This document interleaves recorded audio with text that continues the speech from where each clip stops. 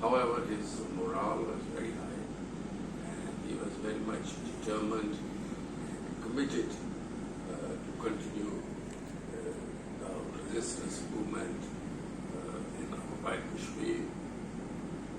So I think that that's something I want international community to take notice of.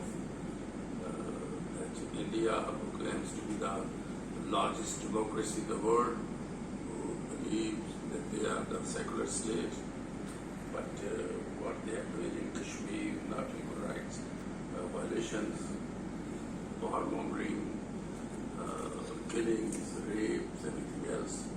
So Kashmir is a scar on the face of India. So I think that we have also requested the international community, and one reason I have requested you that you come here to put our point of view as Kashmiri, that this is a very high level of unethical thing they have done. There are so many other leaders like Yasin Malak, and they are in prisons or house arrest. So there is a responsibility of international community to create the conducive atmosphere in occupied Kashmir, to give a chance to India and Pakistan to have a dialogue.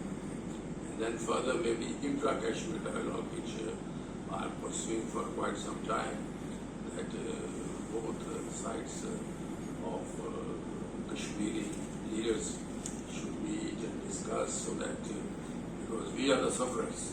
So when we sit down, we could think of a better understanding and better, we could influence India and Pakistan both. So I think that that's the one thing. Other is that